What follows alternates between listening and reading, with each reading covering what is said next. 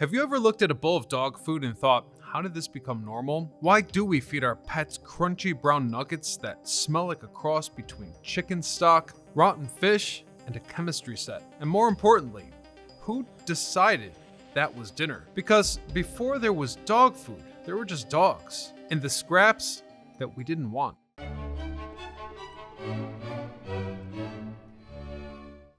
To understand how dog food began, we need to go way back. Before dogs, before humans had farms, and before anyone was naming breeds after royalty, to a time when dogs were carnivorous wolves. About 40,000 years ago, somewhere in Eurasia, a branch of the gray wolf population began evolving separately. Genetic data shows that proto-dogs weren't just wolves in costume, they were biologically diverging, slowly adapting to life around humans. But before that split, their diet was no mystery. Wolves hunted in packs. They ate flesh, organs, bone, and blood. Deer, elk, rabbit, birds, whatever they could catch. So we can dispel one myth right now. The idea that dogs are natural vegetarians, well, that's modern marketing. Wild canines weren't snacking on lentils. They needed fat, protein, and yes, the occasional stomach contents of prey, which indeed, at time, were vegetables. But let's not pretend that that made them salad enthusiasts. Anyhow, as some wolves got closer to human camps, their diets changed, but not overnight. The earliest wolves who started hanging around people weren't being invited in for supper. Rather, they were scavenging the waste piles, bones, skins, grist, or anything else edible that humans didn't want. This cohabitation kicked off the long process of domestication, since the tamest, least skittish wolves survived better near humans. Over thousands of years, they got smaller, friendlier, and less murdery. In time, they became something new: dogs. Archaeological evidence puts one of the first clearly documented signs of this dog-human bond around 12,000 years ago in what is now Israel, where a burial site shows a human laid to rest with a hand placed gently on a puppy's chest. Though another similar example was also found in Germany, at a site dating back to about 14,000 years ago. This site contains the remains of a man, a woman, and a dog, all buried together, representing one of the oldest known human-dog burials. These examples are more than symbolic. They're strong clues that people weren't just tolerating dogs, they were caring for them. And that means feeding them. Which raises a new question. What did humans feed the first dogs? And how did that evolve into the concept of dog food? In the Neolithic era, as agriculture spread and humans began to settle, dogs stuck close. They helped guard grain stores, herd animals, and earned their scraps, usually in the form of leftovers from the cook fire, eating things like bones, fat, or barley mash. Nothing back then was made for dogs, but plenty was handed to them. By the time of the Bronze and Iron Ages, dogs had become woven into mythology and daily life. Ancient Egyptians sometimes fed them bread soaked in broth. In early Persian cultures, dogs were so spiritually important that they were given ceremonial food and treated with reverence. Whereas in ancient Greece and Rome, wealthy households sometimes offered dogs barley cakes or soaked bread, though the stray dogs in the street still just scavenged whatever they could find. Now, if we fast forward to the Middle Ages, something interesting happens. The class divide shows how dogs ate. In peasant homes, they scavenged bones or were tossed scraps from trenchers, those edible bread plates soaked in meat juices. In noble households, hunting dogs might have been fed offal or blood pudding, seen as both fuel and reward. But again, this was all just human food rerouted. By the Renaissance and early modern period, lapdogs and companion breeds emerged as fashionable status symbols. Miniature spaniels and toy breeds dined on soft bread, milk, or whatever their owners considered gentle. But even then, there was no real shift, just a nicer version of table scraps. It wasn't until the 19th century that something truly changed. In industrial cities, a new question started to emerge. What should dogs eat when there aren't meat scraps and bones to toss out the back door? And more importantly, what if we could sell them something instead? By the late 1800s, the answer started coming in the form of a biscuit. And that's when dogs, for better or worse, stopped eating our leftovers and started eating our marketing. The modern dog food industry didn't begin in a lab or a vet's office, it began on a London dock with rats and hardtack. Around 1860, an American electrician named James Spratt was in England selling lightning rods when he noticed something odd. Stray dogs crowding around the shipyards, eating discarded hardtack biscuits meant for sailors. These dry, dense crackers made from flour, water, and salt were built to last, not to taste. But they gave Spratt an idea. What if someone made a version of this, but for dogs? Spratt returned to London and launched Spratt's patent meat fibrine dog cakes. The recipe? A mix of wheat meal, vegetables, beetroot, and beef blood. The packaging leaned hard into prestige. He called it, quote, a dog's ideal dinner, and he marketed it directly to wealthy dog owners, especially those involved in England's growing world of dog shows. The public reaction? Mixed. Many people were skeptical. After all, dogs had eaten scraps for millennia, so it didn't really make sense to buy something separate. But Spratt was clever. He advertised in the Kennel Gazette, sponsored events, and even hired artists to paint portraits of pampered dogs dining on biscuits. Slowly, the idea took root. A good dog deserved proper food. By the early 1900s, other companies joined the pack. The US F.H. Bennett Biscuit Company launched maltide milk bones in 1908, branding them as both nutritious and hygienic. No mess, no scraps, just clean, American efficiency in bone-shaped form.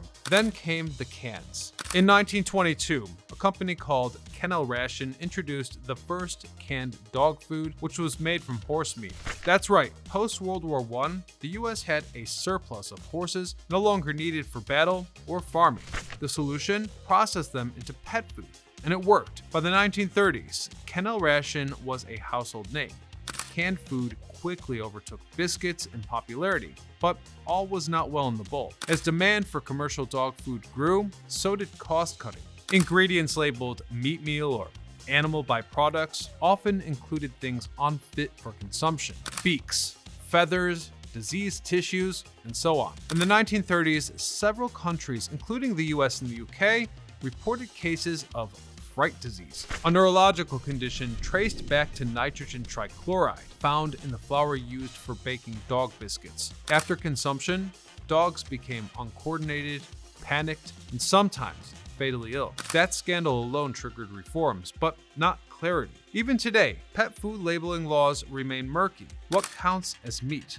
What's the difference between with chicken and with chicken flavor? Often just a few percentage points. The difference doesn't sound like a big deal, but believe me, it is. Anyhow, the industry boomed. In 1956, Purina introduced the first dry kibble made using extrusion technology, a high-heat, high-pressure process that let manufacturers shape and cook food into uniform pellets. Shelf-stable, cheap, easy to bag, and brand. But then came the emotional pivot. By the late 20th century, a cultural shift was underway. Dogs were no longer just companions, they were often called fur babies. Americans stopped being pet owners and started calling themselves dog parents. Dogs wore sweaters, had birthdays, rode in strollers. In fact, some even became major influencers on Instagram. And with this shift came a new question. If dogs are a part of the family, what should they eat? Well, our modern era had some answers. Dinner for your golden doodle might include wild-caught salmon, gluten-free quail meat, or even vegetarian meatloaf. This luxury version of pet food is human-grade, flash-frozen, micro-batched, and sometimes more expensive than your own groceries. But before we go deeper into that story, we need to take a look at how today's trends exploded and whether they're helping our dogs or just feeding our own appetites. If you brought a bag of organic, grain-free, ethically sourced bison bites back to the 1940s, you'd probably get arrested, or at least laughed out of the room. For context, during World War II, rationing meant meat was strictly conserved for soldiers, not schnauzers, and pet owners were advised to skip meals or even surrender animals they couldn't feed. The idea that one day people would pay $75 for a bag of vegan kibble would have sounded like something from a dystopian novel, written by a cat, of course. But here we are. Today, dog food isn't just a necessity, it's a luxury good, a statement a lifestyle. A 2022 survey found that nearly half of pet owners consider their pets to be, quote, their children. Some bumper stickers say dogs are people too, and they spend accordingly. We're talking probiotic chews, CBD calming treats, wild boar medallions, and even subscription boxes with seasonal themes. Yes, those are real. On one side of the debate, critics say that this has gone way too far, that it reflects something deeper, perhaps a societal shift towards loneliness, low birth rates, and emotional displacement. Some psychologists have argued that treating pets as surrogate children may actually be filling a void once occupied by extended family or human community. And when it comes to the food itself, the science also gets dicey. Take vegan dog food. Well, dogs are technically omnivores. They evolved to thrive on animal protein, and assert that these poorly formulated vegetarian diets for dogs can lead to nutritional deficiencies, heart disease, or digestive issues. Forcing a biological carnivorous animal to eat like a kale-loving influencer isn't progressive. It may be, at best, misguided, and at worst, cruel. So why do people do it? Well, some do it for health reasons, believing that fresher, cleaner foods without fillers or preservatives will extend their dog's life. Others cite ethical concerns, wanting to avoid the environmental impact or animal suffering associated with meat production. And some just generally love the ritual, as hiring a pet nutritionist is also an opportunity to socialize. Behind it all, the pet food industry is more than happy to oblige. Designer brands know exactly what they're doing. Their packaging doesn't say dog food. It says small batch, ancestral formula, farm to bowl. These messages aren't formulated for dogs. It's marketed to humans, especially the ones who see their French bulldog as their fur-coated firstborn. We don't mock that here. There's real companionship, love, and even grief bound up in the relationships people form with their dogs. For many, dogs offer comfort, loyalty, and unconditional love. And maybe if a $12 single serving of lamb stew gives that relationship a little more joy, well, who are we to judge? Still, it's fair to ask, is this normal? Let me know in the comments section below. Thank you all for watching. I hope you subscribe to the channel. Otherwise, until next time, I'm Ryan Socash, signing off.